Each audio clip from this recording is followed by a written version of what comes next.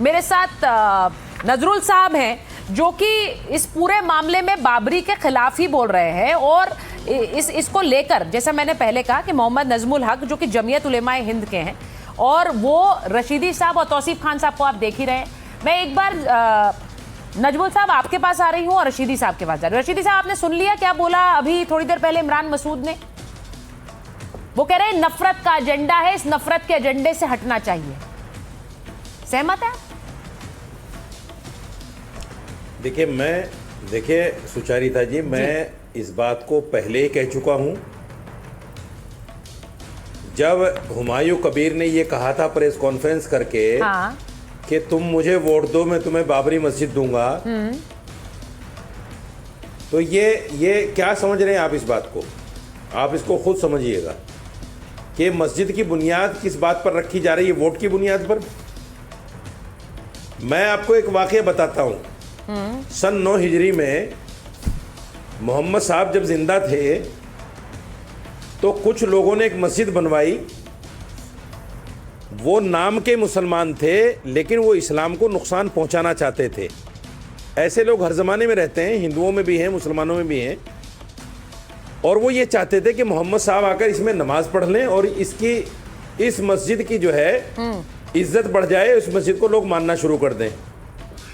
लेकिन मोहम्मद साहब पर कुरान की एक आयत नाजिल हुई और बताया गया कि मस्जिद इसलिए बनवाई गई है ताकि इस्लाम को नुकसान पहुंचाया जाए।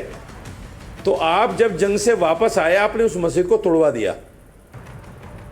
आपने तोड़वा दिया उस मस्जिद को। उसको मस्जिद ज़रार के नाम से जाना जाता है आज भी। देखिए रशीदी साहब, मस्जिद ज़रार। साहब, मैंने आपसे सवाल पता है क्यों पूछा? मेरे 2 पॉइंट हैं, क्योंकि आप मेरे शो पर जितनी बार आए हैं, मेरे 2 पॉइंट हैं, सुनिए। मेरे शो पर जितनी बार आप आए हैं, आपने ये कहा है कि बाबरी, देखिए ये जो हुमायूं कबीर है ये वोट के लिए बना रहे हैं, आपने बिल्कुल कहा है। लेकिन साथ ही साथ आपने ये भी कहा है कि दिक्कत क्यों है, अगर वहां बन रही है एक नई बाबरी तो लोगों को प्रॉब्लम क्या है, ये भी तो आप कहते हैं। अब सुनिए ना, सुनिए रशीदी जी, मैं बता रहा हूँ उसको क्लियर कर रहा हूँ, सुन तो लीजिए। एक जरा आपने सुंदर बात की, जरा मैं उसी में एक लाइन क्लियर कर रहा हूँ, सुन तो लीजिए भाई। नहीं, जो आपने अभी कहा इतनी सुंदर बात, उस पर एक लाइन जोड़ देता। बोलिए। अरे आपने मतलब बहुत पुरानी बात कही, क्या सन 9 हिजरी में, तो मेरी बात पूरी नहीं हुई। सुन तो लीजिए, आ रही हूँ रशीदी की बात कर रही हूँ रशीदी जी। तो आपने कहा कि उसको आके तोड़वा दिया उन्होंने, और बाबरी तो इतनी घृणा, इतनी नफरत पर बनी थी, उसको आप लोग क्यों नहीं तोड़वा देते? पहले ही तोड़वा दिया होता तो आज देश में हिंदू मुसलमान का झगड़ा ही नहीं होता। इतने सालों तक आप लोग तमाशा मेरी सुनिए, मैं बता रहा हूं। मस्जिद तो मंदिर तोड़, मैं बता रहा हूं। अरे सुनो भाई, बात मेरी पूरी नहीं हुई। मेरी बात पूरी करिए। बात अभी बची है, बोल दीजिए। मुझे लगा आपने सुप्रीम कोर्ट का फैसला सुना है? सुप्रीम कोर्ट का जो फैसला आया है, सुप्रीम कोर्ट के फैसले में जो 4 बातें मुख्य रूप से कहेगी, उसमें एक बात यह भी थी कि हमें ऐसा कोई सबूत नहीं मिला कि मंदिर तोड़ के मस्जिद बनी हो। बाबरी मस्जिद तो बनी नहीं थी उस बुनियाद पर, जिस बुनियाद पर आप आगे लेकर चलना चाहते हैं उसको। वो तो नफरत की बुनियाद पर बनी नहीं थी। नहीं रशीदी जी, बाबर ने उसको बनवाया ही नहीं था। पूरा निर्णय सुना नहीं और पूरा बाबर ने उसको बनवाया नहीं था। हिंदू मंदिर के पूरा सुना है मैंने पूरा सुना है। अवशेष, विष्णु, अरे भाई साहब, सारी चीजें वहां अभी भी उपस्थित, फिर आप उसी लाइन पे आ जाते हो। सारी चीजें वहां अभी भी उपस्थित। आप अच्छी बातें करते हो, फिर उसी लाइन पे आ जाते हो। सीधे आइए ना। आपने नहीं कहा, हर्षवर्धन जी सुनिए, हर्षवर्धन जी, 4 चीजें सुनिए। एक तो सुप्रीम कोर्ट ने यह कहा कि 1949 में मूर्तियां गलत तरीके से रखी गई। अच्छा चलिए, मैं सुप्रीम कोर्ट के फैसले को इलीगल तरीके से तोड़ा यहाँ गया पर रखने के लिए नहीं आई हूँ, आगे की बात करने आए हैं। देखिए रशीदी जी, एक मिनट रुक जाइए, मैं अजीज खान साहब के पास भी जाऊंगी। मैं एक बार जरा इसकी सियासत पर बात करना चाह रही हूँ। अजीज खान साहब, बाबरी बन रही है बंगाल में और उबाल राजनीति में आ रहा है यूपी में। आप मुस्कुरा भी रहे हैं, अब बताइए जरा हो क्या रहा है भाई यूपी में? ऐसा लग रहा है यूपी के लोग ही वहां पर बनवाएंगे या हटवाएंगे?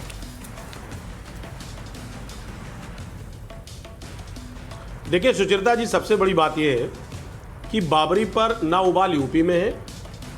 भाई इको आ रहा है, प्लीज ठीक कर दे। ठीक करिए। बाबरी पर उबाल जो है वो ना यूपी में है और ना बंगाल में है, कहीं कोई उबाल नहीं है। उबाल है तो देश के संसद में है, और जो संसद में जो उबाल है उसका असर दिख रहा है कि अचानक बाबरी आ जाती है और अरे बाबरी तो बहुत दिन पहले आ गई, तय हो जाता है। 22 किलोमीटर की बात हो रही है। अरे सुनिए ना मेरी बात, आज थोड़ी आई, इतने महीने हो गए हम बाबरी पे बात कर रहे हैं। आज ये सरकार, अरे सुनिए ना, हाँ बोलिए। अरे तो कई महीने से सरकार लगी है इस काम के लिए। अरे सरकार लगी है इस काम में, घेरे में बहुत पहले से। ओहो, बाबरी सरकार बनवा रही है। अरे सुन लीजिए ना बताइए ना। सरकार, अरे सुनिए ना, आप बताइए ना। सुनिए, सरकार लगी हुई है, मेरी बात सुन ले। अरे सुचिंद्र सुनिए, मैं वही बता रहा हूँ। देखिए सरकार जब सारे रास्ते उसके पास बंद हो जाते हैं, ठीक, तो उसको क्या दिखता है? इसी तरीके की चीजें दिखती हैं। अच्छा। लेकिन एक बात आप समझिए, जो आज सवाल है, जो देश सवाल पूछ रहा है, जो ट्रेड डील हुआ है, उस पर सवाल देश पूछ रहा है और पूछेगा।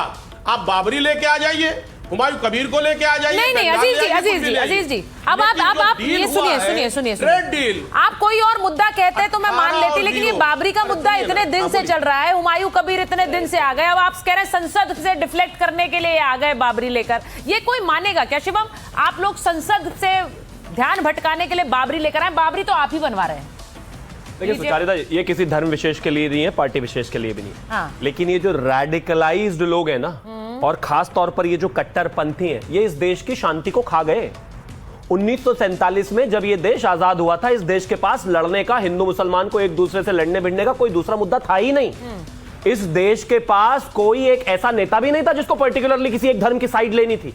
लेकिन उस रेडिकलाइज्ड और उस जितने भी ये जिहादी मानसिकता वाले लोग थे, इन लोगों ने इस देश की शांति खत्म कर दी और उस आधार पर कई सारी पार्टियां बन गई। लोगों ने अपने पॉलिटिकल एजेंडा साधने के लिए लोगों पर गोलियां तक चलवा दी। ऐसा भी हुआ कि 100 किलो की बोरी में सरयू में बांधकर लोगों को जिंदा डुबा दिया गया, माथे में गोलियां मारी गई, और कुछ लोगों की तो 3-3 पीढ़ियां उसका आनंद उठा रही हैं। कुछ लोग लीडर ऑफ ऑपोजिशन बने बैठे हैं सिर्फ इसी बाबरी की वजह से। उनका अपना स्टैंड है क्या, बताइए आप मुझे। लेकिन इसका सीधा का सीधा नुकसान अगर किसी को हुआ तो वो इस हिंदुस्तान को हुआ। अजीज खान कह रहे हैं हमें कोई लोकतंत्र को हुआ, देश को हुआ, हिंदू मुसलमान को भी हुआ। मुसलमान भी सिर्फ बाबरी में ही उलझे रहे। अरे जब आपको, मैं फिर से वही कह रहा हूं, अगर बाबरी कहीं और बन सकती थी तो क्या इस देश के मुसलमान समाज में इतने भी 4 पढ़े लिखे लोग नहीं थे जो उसी दिन आके कह देते कि हट जाइए? ऐसे ही इमरान मसूद जैसे लोग उस जमाने में भी रहे होंगे, कहने के लिए ऊपर से कहते नहीं हम बहुत अच्छे हैं, हम बहुत बेहतर है। लेकिन जैसे ही बात, अभी पिछले दिनों की बात है, जब आपके ये हमारे साथ में जो बैठे हुए हैं मौलाना साजिद रशीदी, जब इनसे बात हुई कि वो बाबरी नाम क्यों रखा हुआ है, कहते कोई बुरा थोड़ी ना है। मतलब दोनों तरफ नहीं खेल सकते आप। विषय बहुत साफ है, यहां पर बाबरी को मौन समर्थन सबका है। हाँ। कहना कोई चाहता नहीं है। नेशनल टीवी पर सब आकर झूठ बोलते हैं, हिपोक्रेसी दिखाते हैं, बट सच्चाई है टीएमसी हो, चाहे अखिलेश यादव हो, चाहे इसके अलावा जितनी भी ऑपोजिशन पार्टी हो, हर एक पार्टी चाहती है। नुकसान है ना शिवम, टीएमसी को नुकसान, उनके मुस्लिम वोट नहीं बढ़ रहे वहां पर। आप कह रहे हैं टीएमसी चाहती है बाबरी में। और अगर इसका दूसरा एंगल ये हो कि मुस्लिम पहले से ही उनसे नाराज हो, वो छिटक रहे हो, तो उसके लिए एक दूसरा फ्रंट खड़ा कर दिया कि आने वाले समय में जब जरूरत पड़ेगी इसी को। ये बिलीवेबल नहीं है, ये बिलीवेबल नहीं है। वो छिटक रहे हैं इसीलिए उन्होंने प्लांट कर दिया। नाराज है ना टीएमसी और जाके रुकवा दे। नजमुल जी, मैं उनके पास जाऊंगी, वो अभी आई नहीं। तौसीफ जी, ममता बनर्जी क्यों नहीं बोल रही हैं भाई? इतने सारे उनके वर्जन आ रहे हैं, ये हो सकता है, ये हो सकता है वो ये सोच रही हो कि मुस्लिम छिटक रहे हैं। अभी शिवम ने एक नया वर्जन दिया है, बोलती क्यों नहीं है वो? सब कोई बोल रहा है बाबरी नहीं बन रही है, नफरत। आपने सुना इमरान मसूद को भी कि नफरत की दुकान, वो ये कह रहे हैं। ममता बनर्जी चुप है। सुचेरिता जी, अभी एक प्रवक्ता ने कहा कि बाबरी को सबका मौन समर्थन है। हाँ, शायद वो अपने बारे में कह रहे हैं, अपनी पार्टी के बारे में कह रहे हैं। कैलकाटा हाईकोर्ट ने तो मौन नहीं, ओपन समर्थन कर दिया। हाँ। 8 सितंबर 2025 को कैलकाटा हाईकोर्ट का ऑर्डर आया। ये जो 6 दिसंबर को ये जो बाबरी की नींव रखने जा रहे थे, ये जो प्रोग्राम हो रहा था, जो पहला प्रोग्राम था, उसको कैलकाटा हाईकोर्ट ने रोक नहीं लगाया। मामला कोर्ट में गया और कैलकाटा हाईकोर्ट उसमें रोक नहीं लगाया। कैसे, क्यों नहीं रोक लगाया? क्योंकि ये है कॉन्स्टिट्यूशनल राइट। वो कहते हैं हुमायूं कबीर, जो कि बीजेपी के टिकट से वो इलेक्शन खड़े हुए थे, वो हार गए, तो अब वो अपना नया पार्टी बनाते हैं। और वो कहते भी है कि वो इस चुनाव के बाद बीजेपी को समर्थन करेंगे सरकार बनाने में। उनका ऑन रिकॉर्ड है, मैं आपसे अनुरोध करूंगा आप वो वीडियो भी चला दीजिए। उन्होंने बाइट में कहा भी है कि बीजेपी को समर्थन करेंगे सरकार बनाने के लिए। उन्होंने कहा मैं किंग मेकर बनूंगा। नहीं, एक मिनट। उन्होंने कहा मैं चुनाव के बाद किंग मेकर बनूंगा। और उन्होंने ये नहीं कहा मैं बीजेपी को समर्थन करूंगा, नहीं, उन्होंने कहा मैं exactly किंग कहा है। मेकर बनूंगा, मेरे समर्थन के बिना exactly सरकार नहीं कहा है, मैं बनेगी, आपको अनुरोध कर रहा हूं, मेरे मेरे समर्थन के बिना मैंने सरकार देखा नहीं है। बनेगी। बोला है क्या ऐसा? ये बोला है, आप सरकार बनाइए, हुमायूं को ममता बनर्जी बताइए जरा। इन्होंने कहा, हाँ, इन्होंने जनता माफ नहीं करेगी आपको, आप उनके साथ हम सरकार विरोध बनाइए। में सारा जीवन हमने इस बात का दंश सहा के हमने बाबरी तोड़ दी, हमने राम मंदिर बनाया, अब हम बाबरी भी बना रहे हैं क्या? कोई तुम नहीं। सुप्रीम लेकिन कोर्ट कहता 22 है जनवरी कि अभी बाबरी मस्जिद को 1992 अभी इन्होंने कहा कि हाई कोर्ट ने क्लियरेंस दिया बाबरी मस्जिद का, इसलिए बाबरी मस्जिद बन रही है। 22 जनवरी 2024 को ममता बनर्जी ने मर्यादा पुरुषोत्तम भगवान श्री राम के मंदिर का कड़ा विरोध किया और उन्होंने कहा कि ये एक चुनावी स्टंट है और उन्होंने इसके खिलाफ सर्वधर्म संभाव रैली भी निकाली। वो भी तो सुप्रीम कोर्ट ने बनाया था, उसके तो समर्थन में नहीं आई वो। उस मतलब श्री राम मंदिर का विरोध है लेकिन बाबरी का समर्थन है। अब मैं एक मिनट मैं बंगाल से आते हैं जमीयत उलेमा हिंद के मोहम्मद नजमुल हक साहब, मैं उनके पास जा रही हूँ। हक साहब, मैं थोड़ी देरी से आ रही हूँ, उसके लिए माफी चाहती हूँ। आपसे पूछूंगी, आपको क्यों लगता है ममता बनर्जी चुप है इस मुद्दे पर? वो क्यों नहीं बोल रही हैं? आपको लगता है बाबरी सही है, जो नई बाबरी हुमायूं कबीर बना रहे हैं? मैडम, आपके माध्यम से हमारे मुर्शिदाबाद की तरफ से तमाम पैनलिस्ट को सलाम और आदाब। पहली बात यह है कि देखिए, बाबरी मस्जिद एक दीन या धर्म के मामला है, इसमें ममता बनर्जी क्यों बोलेंगी? अगर उनको बोलना है लॉ एंड ऑर्डर, अगर अमन चैन यहाँ खत्म हो जाए तो ममता बनर्जी को बोलना चाहिए। अच्छा, अगर अमन चैन ठीक रहे तो ममता बनर्जी की क्रेडिट होगी। मस्जिद बनना सही है या नहीं बाबरी के नाम से, ये धर्म का मामला है, इसलिए धर्म के जो स्कॉलर है, स्पेशलिस्ट है, थियोलॉजिस्ट है, उनको बोलना चाहिए। और आप जो पूछ रहे हैं नफरत वाली बात, आप जो नफरत वाली बात पूछ रहे हैं जी, त्यागी जी और वगैरह जो हैं, हाँ। अगर इसके ऊपर हेट स्पीच ना हो, जैसे योगी आदित्यनाथ जी ने कुछ कहा, हमारे यहाँ अरविंद सिंह ने कुछ कहा और शुभेंदु अधिकारी ने कहा कि हम तोड़ देंगे, ये हेट स्पीच इसको बंद कर दीजिए। अगर इसको बंद करना है तो कोर्ट, सुप्रीम कोर्ट हो या हाई कोर्ट हो, उसका सहारा लीजिए। नहीं, ये बाबरी सही है कि गलत है? ये बननी चाहिए कि नहीं बननी चाहिए? पहले ये बता दीजिए जल्दी से, बननी चाहिए नहीं बननी चाहिए?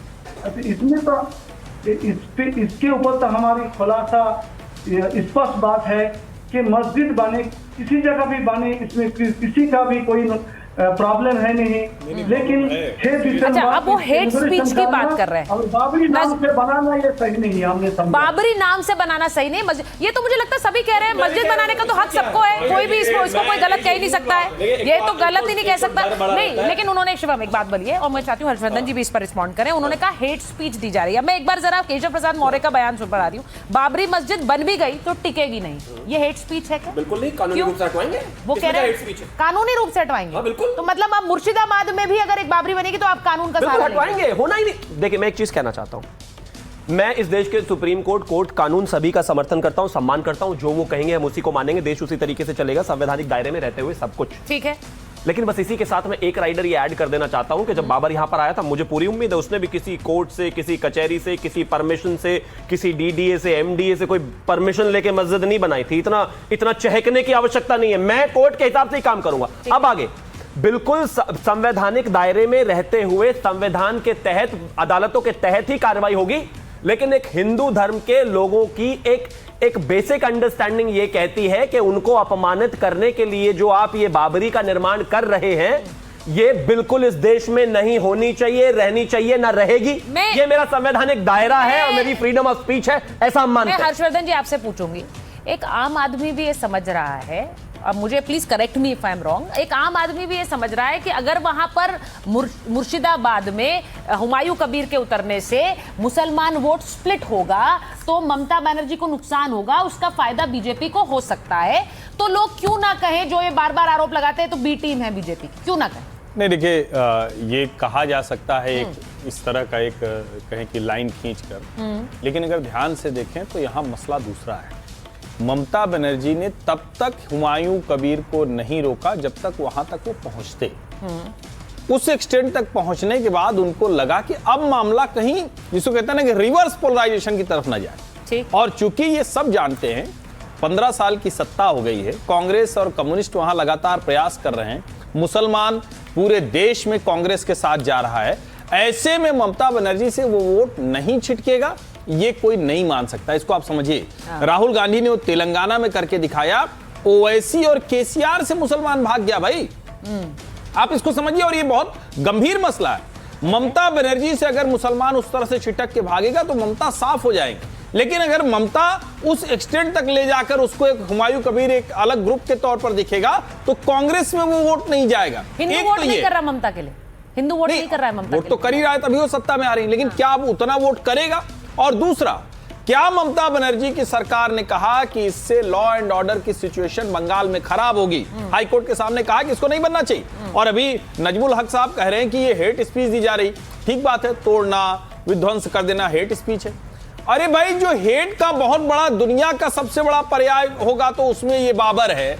बाबर जैसा नीच कर्म करने वाला आक्रांता, जो भारत की धरती को, भारत माता को, हिंदू धर्म को, उसके नाम पे मस्जिद बन रही है और सारे मौलाना मुस्लिम चुप बैठे हुए हैं। इससे बड़ा हेट कुछ हो सकता है क्या? बोलिए रशीदी जी। सीधे यही कहना चाहिए कि नहीं, किसी कीमत पे नहीं बननी चाहिए। रशीदी जी, आप बोलेंगे किसी कीमत पर नहीं बननी चाहिए? बाबर जैसे आक्रांता के नाम पर क्यों बन रही है? सुचारिता आप इतनी प्रबुद्ध पत्रकार हैं और आप समझ भी रही हैं कि सियासत कैसी हो रही है और कौन कर रहा है। सियासत इसमें दोनों तरफ हो रही है। आपको एक लाइन का जवाब देना, एक आदमी मस्जिद बनाकर सियासत कर रहा है, बनवाकर सियासत कर रहा है, एक बाबर के नाम पे सियासत कर रहा है। सीधी जी, मैं कह रहा हूं उनको करने दीजिए ना, आप तो सियासत में शामिल नहीं। आप कह दीजिए कि नहीं बननी चाहिए, बनेगी तो टूटेगी। सुनो मेरे भाई, बीच में क्यों बोलते हो यार? हर्षवर्धन बीच में क्यों बोलते हो मेरे भाई? नहीं, मैं चुप हो जाता हूँ, बस मैं कह रहा था आप भटक रहे थे तो रास्ते पे ला रहा था। नहीं तो बाबर आक्रांता है, उसके नाम पे ना बने, ये रशीदी साहब बोलेंगे। नहीं, आपका अधिकार है, बिल्कुल बोलिए। अरे सुन तो लीजिए ना, यही तो दिक्कत है कि मुसलमान वंदे मातरम गाए, मुसलमान भारत माता की जय गाए, मुसलमान बोले कि बाबर के नाम पर मस्जिद ना बने, ये कुछ ना करें, ये तो अच्छे मुसलमान होने की निशानी है। नहीं तो इसमें गलत क्या है? डाल दो। अच्छा नहीं, एक मिनट रशीदी मैं जी, कहता हूँ जेल में डाल दो हुमायूं भारत कबीर को। माता की जय मुसलमान कहे मतलब क्या है? वहीं से उठाओ और जेल में डालो। ये सवाल आपको पूछना भी नहीं चाहिए रशीदी साहब। मैं आपको सच बताऊं, भारत माता की जय मुसलमान कहे, आप पर कोई प्रेशर है भारत माता की जय बोलने का? आपको तो कहना चाहिए मैं बोलूंगा भारत माता की जय। क्या बात कर रहे हैं आप सर? सुचारिता सुनो ना,